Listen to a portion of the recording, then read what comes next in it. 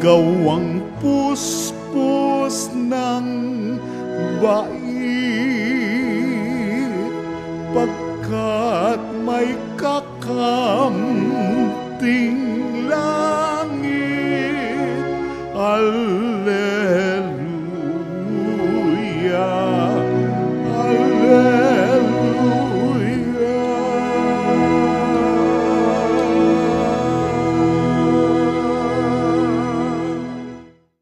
Sumainyo ang Panginoon. At sumaiyo rin. Ang mabuting balita ng Panginoon ayon kay San Marcos. Papuri sa iyo, Panginoon.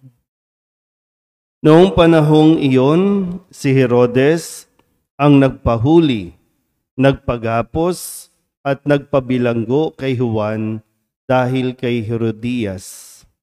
Ang babaeng ito'y asawa ni Felipe na kapatid ni Herodes, ngunit kinakasama niya. Laging sinasabi sa kanya ni Juan, "Hindi matuwid na kunin ninyo ang asawa ng inyong kapatid." Kaya't si Herodias ay nagkimkim ng galit kay Juan. Hinagad niyang ipapatay ito, ngunit hindi niya magawa sapagkat natatakot si Herodes kay Juan. Alam niyang ito'y taong matuwid at banal, kaya't ipinagsasanggalang niya. Gustong-gusto niyang makinig kay Juan, bagamat labis siyang nababagabag sa mga sinasabi nito. Sa wakas ay nagkaroon ng pagkakataon si Herodias nang anyayahan ni Herodes sa kanyang kaarawan ang kanyang mga kagawad, mga pinuno, mga hukbo at ang mga pangunahing mamamayan ng Galilea. Pumasok ang anak na babae ni Herodias at nagsayaw. Labis na nasiyahan si Herodes at ang mga panauhin. Kaya't sinabi ng hari sa dalaga, "Hingin mo sa akin ang anumang ibig mo at ibibigay ko sa iyo." At naisumpa pa niyang ibibigay kahit ang kalahati ng kanyang kaharian kung ito ang hihilingin. Lumabas ang dalaga at tinanong ang kanyang ina, "Ano ang hihingin ko?" "Ang ulo ni Juan Bautista," sagot ng ina.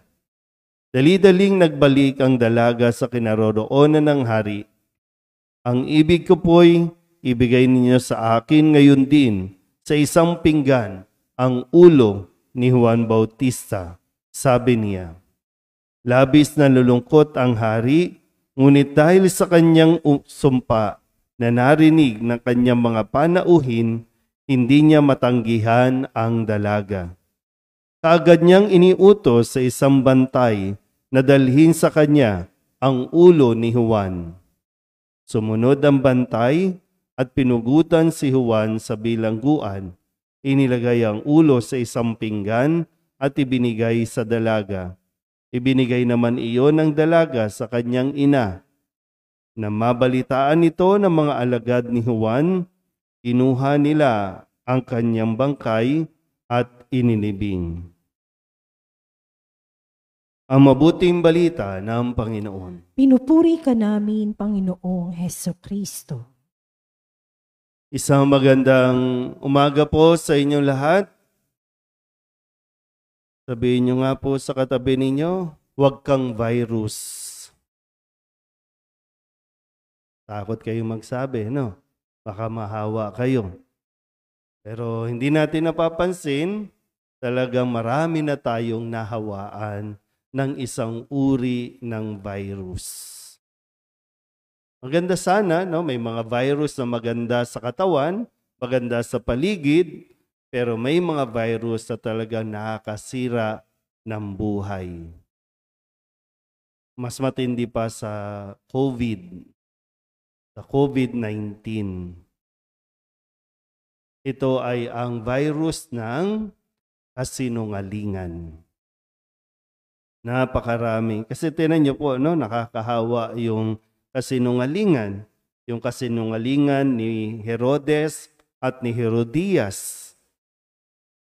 Napapagtakpan ang kanilang maling pagsasama Pero mo, mas matindi, no? Asawa ng kapatid ni Herodes, si Felipe. Si Herodias, alam niyang kapatid ng asawa niya, si Herodes, pero nakisama. Yung anak ni Herodias, nahawa sa kasinungalingan.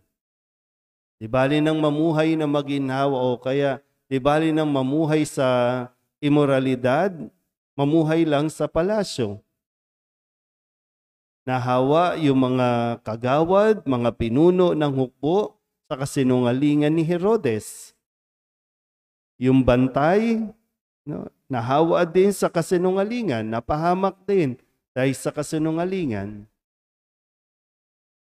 Kaya nga ito po ang pagdiriwang natin ay pinagdiriwang yung pagpapakasakit ni Juan Bautista na mas piniling mamuhay sa katotohanan kahit pa pugutan ng ulo. Ulo lang ang nawala sa kanya. Hindi ang kanyang pagkatao, hindi ang kanyang dignidad. Madalas po, no, hindi natin kasi napapansin na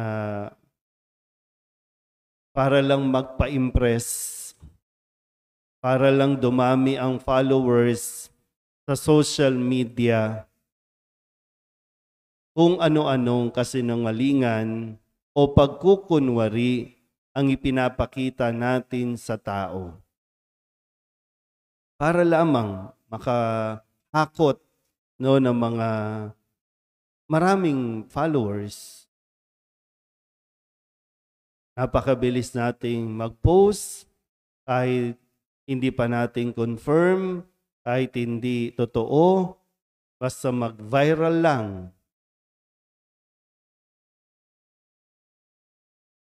Kung nung panahon ng COVID, tinakpan po ang ating mga mukha, ating mga bibig, para hindi makapagkalat ng virus.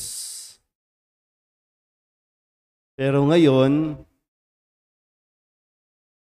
tinatanggal natin ang mga face mask para hindi tayo masanay manahimik na magsalita ng katotohanan.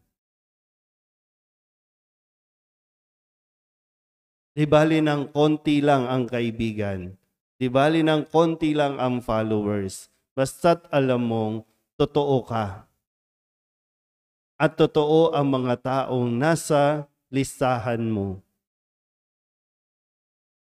Mahirap po mamuhay sa kasinungalingan.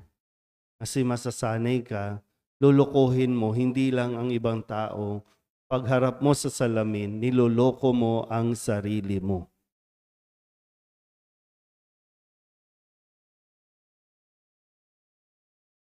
Marami po ngayon talaga, no?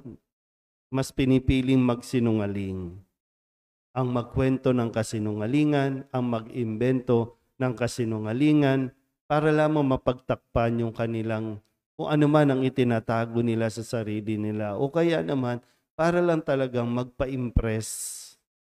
Kasi ito ang gusto ng tao. Ito ang gusto ng karamihan. Kaya nakikiayon tayo doon. Pero si Juan Bautista, ipinapakita sa atin na huwag tayong matakot, piliin at mamuhay sa katotohanan. Huwag kang matakot magsabi ng katotohanan. Kapag mali ang ginagawa ng kung sino mang kakilala mo, sabihan mo sa tamang paraan. Iparating mo na mali. Ngayon po, no, nagsimula na kahapon ang pagpa-file ng mga kakandidato. Sa barangay pa lang, marami ng kasinungalingan. Makikiayon ka ba o maninindigan ka sa katotohanan? Kung naniniwala ka sa tao, iboto mo. Hindi mo kinakailangan tumanggap ng pera. Wala na, dito pa lang, tapos na ang usapan. Kasi sayang, pinaghahandaan ka na, pinag-iipunan ka na. Magkano ba ang bigayan sa barangay? Magkano ang bigayan? Ha? Tigilan niyo ko. Sinungaling na naman kayo. Magkano nga? So hindi kayo nakakatanggap. Ha? Watcher lang. O parang malungkot kayo. Dapat nga be proud, di ba? Hindi kayo kinakatok. Ibig sabihin, hindi ka mahina. Ibig sabihin, alam nila na masasayang lang. So doon tayo sa makukumbinsi natin. Ngayon pa lang paghandaan mo din kasi ang pagsasalita ng katotohanan, no, paninindigan yan. Na para bang pag may kumatok sa pinto ninyo, o ito ha, iboto mo bukas ha, yung po pwede mong sabihin, hindi, iyo na lang yan. Kahit piliin mo pa siya, kahit naniniwala kang siya talaga, huwag niyong hayaan matukso. Kung siya ang iboboto niyo, sabihin niyo, hindi mo na kinakailangang mag-abot sa akin kasi ikaw ang aming pinaniniwalaan. Tandaan ko mga mukha ninyo ha. Sabi niyo, hindi kayo tumatanggap ha.